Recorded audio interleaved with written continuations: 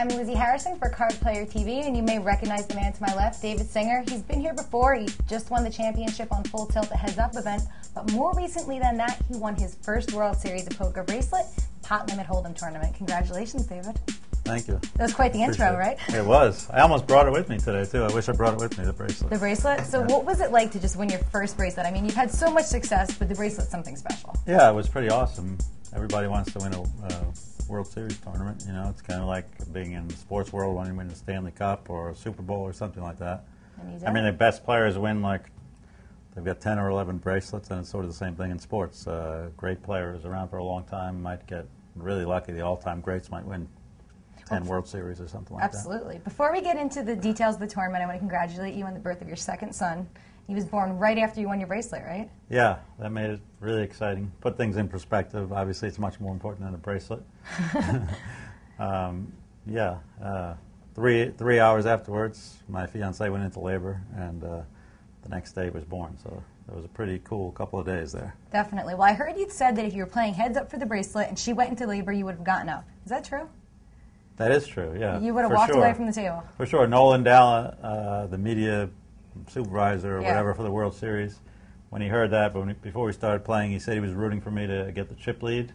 And then, just in case she went into labor? He was rooting for me to get the chip lead and then have to leave. He said it would be a good story. He said, I think he exaggerated. He said it would be a worldwide story. It would have been quite the story. I don't know. I wasn't really rooting for that to happen myself. He sounded like he thought I would get behind that, but I didn't think that would be too much fun. Well, you're known a little bit as kind of a shy guy, and the final table that you won was the first non-ESPN televised final table. Did you plan it that way? Well, I do have a better record in non-televised events, but I think it's just a coincidence. Or I'm not really that shy. It's just I've just found that I play better when I'm not talking. So I know I could do better, get more endorsements and stuff if on TV I was loud and joked around more, or maybe even acted silly, but it's just not my style. But when I'm away from the table, I don't take myself seriously at all. I just like to have fun. Well, your style seems to be working for you at the table. It's been working lately. So you entered the final table of this event. You were pretty low on chips. I think you were the second short stack. How did you build your way up? Well, it just worked out. I got the money in good twice, and first time I called a raise with ace-queen. I wouldn't always do that in the position I was, but the way the table was playing, I felt it was right, and I got queen came on the flop, and I got in against someone with tens or jacks. Well, didn't he move all in against you? Were you sure that you were good in that spot? I thought that he had put you all in. You flopped the queen with the ace-queen, and then he put you all in. I think he raised, and I... Okay. Either way, he was almost all in. He almost had put me all in. Okay. But you were with a hand like that, if you're going to call a raise before the flop, that's what you're hoping for. Yeah, you're hoping for that. I didn't have that many chips. I just have no choice. I have to go with the hand, you know. And then right after that, your aces held up. That always feels nice. Yeah, yeah. Luckily, I got who was it? Al Barbieri called in the big blind with. I think king kind queen. Of a weak hand, yeah, king queen. He flopped a king. And flopped a king, and then I got all in again on the flop. So, I mean, I guess he called a raise. I raised in pretty early position, but I guess he ended up punishing himself for calling with that hand. Definitely. And your hands were holding up. Then you had pocket nines when you knocked out Joe Tihan, and that just held up, right? He had two overcards? Yeah, he had 10 jack. I mean, he made I don't know, he's got to hope that he's in a race situation the way the hand played, and he was, but yeah, I won a few hands, and then things went well for me, and then I had a few chips to maneuver, and made a few moves here and there, and got heads up. And how was Jacobo Fernandez as a heads-up opponent? It was quite the battle. Well, I didn't know him. I thought he'd be pretty easy, but apparently he's a pretty well-respected Costa Rican player. I didn't know.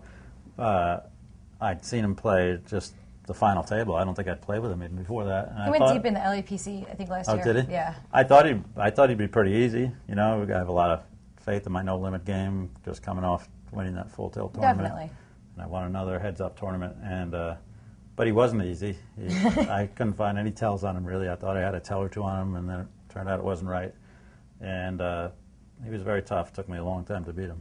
Well, there was a hand you played. I believe you had a king deuce, and the flop was something like queen seven deuce, two spades. You bet, he raised, you re-raised all in. Did you think, I mean, you did have the best hand there, but did you think you did, or did you think you were just going to get him off his hand? Because he made the call. No, I thought I had the best hand. I didn't have that many chips at that point. Okay. And I had to go with it. Obviously, you don't like getting all in with a pair of deuces, but held up. In the situation that warranted doing that. You know, I was pretty sure I had the best hand. But then when he called quickly, I thought maybe my read was off. But he had, just the had a flush 8-3 of draw. spades, I think? Yeah. 4 spades. And yeah. luckily you dodged all those outs and you doubled up. Yeah.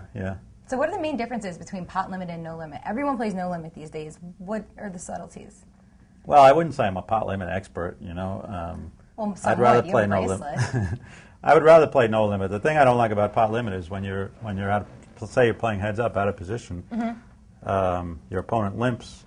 The most you can do is make it the bet 3 times the big blind. Yeah. So there are a lot of hands. Even if you have the best hand, I don't really like playing out of position in that situation. So I try and keep the pot really small when I'm out of position, which in general is a good rule anyway. And depending on the hand and when the table's full, a lot of hands play exactly the same as they would in no limit. Starting hand requirements are similar?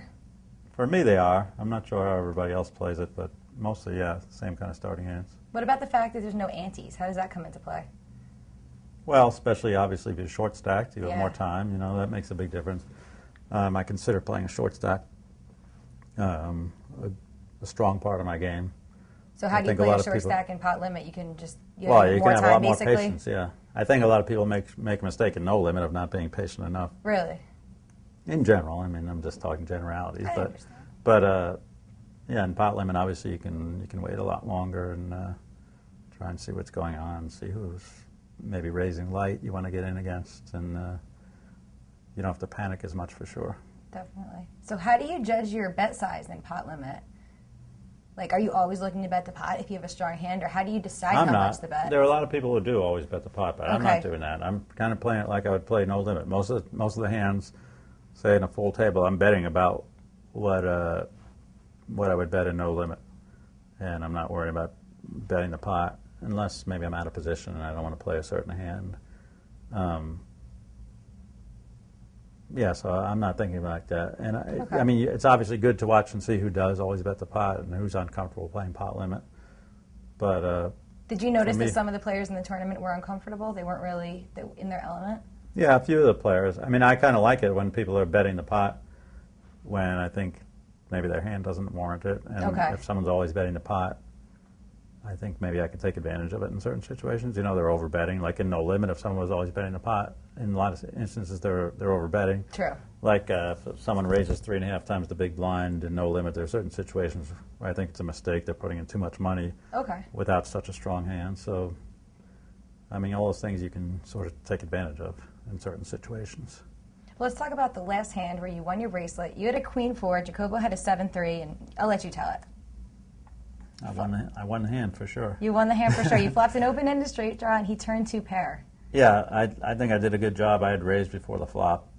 I was on the button, if I'm not mistaken. And, you raised with queen 4? I raised with the queen 4, yeah. Changed it. Heads up, like absolutely. certain times I kind of raise hand. with certain hands. You know? Especially on the button. Yeah. So he flopped bottom pair, and I think I checked the flop behind him. So you turned the straight? And I turned the straight, and he turned 2 pair, and we got all the money in. You think he could have gotten away from that hand? It would have been tough. He was pretty. Most players probably would have called quicker than he called. I guess, you know, he kind of had a feeling he was beat, but I guess he didn't have.